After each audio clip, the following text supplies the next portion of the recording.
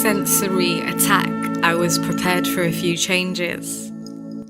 Unbeknown to which form, but craving changes, released from mental cages, my imagination rendered in these pages, my very own history polluted through the ages. Why would I not be bitter?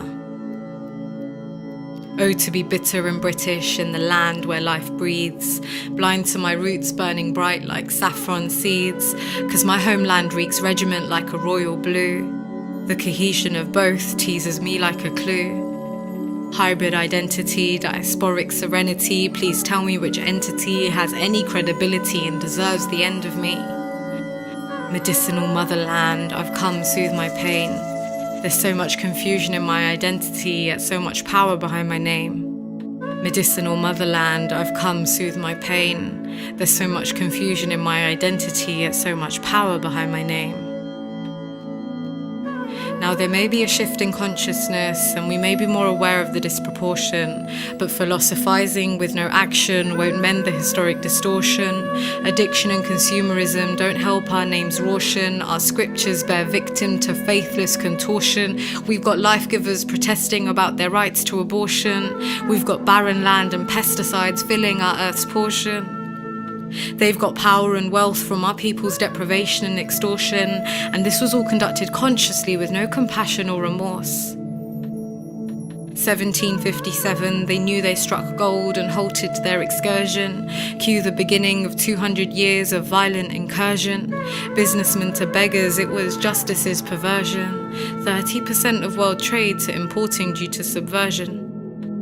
30 million Indians dying from British inertion, the vulnerable and helpless targeted for conversion. It's 2019, are our people not yet due their reapportion? It's 2019, will the lies and deceivers face its reversion? Will the lies and deceit face its inevitable interversion?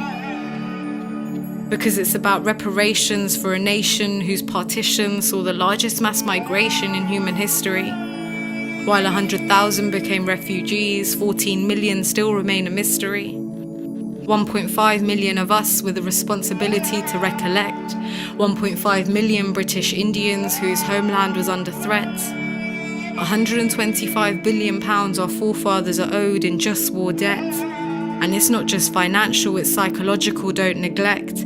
It's academic, it's intellectual, it's emotional debt. Do you really have the heart to chase Western wealth and forget? Because justice starts with us. How much more needs to happen until we have enough evidence to kick up a fuss? The treachery, the butchery, the alienation of our own. And our children will reap the fruits of the seeds which we've sown, unless Monsanto poison all the crops which we've grown with mercury for a murky creed. That's how Churchill would have put it. A beastly bunch with a beastly religion, that's exactly how he said it.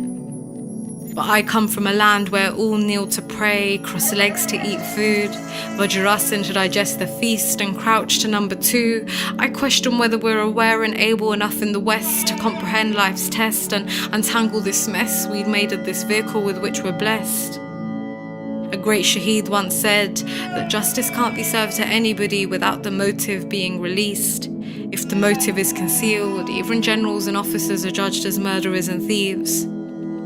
But justice wasn't served to our martyrs, justice wasn't served to our man, justice isn't served to our mothers, justice isn't served to our land.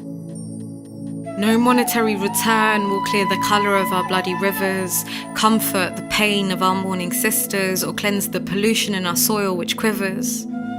But it is our duty to recollect lest we forget.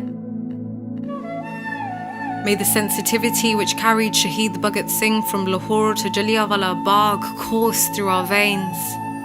May compassion fill our hearts for our martyrs who were slain. May the sacrifices of our ancestors be honoured again and again. May the strength to support political truth fill our hearts and brains. May this responsibility we have light up and pave our way to more unity, more truth, and more peace. Shaheed Bhagat Singh's last words before he was exiled at the tender age of 24 was a call for revolution. But maybe it's time for us to understand that that revolution must first occur within us. Inqilab Zindabad.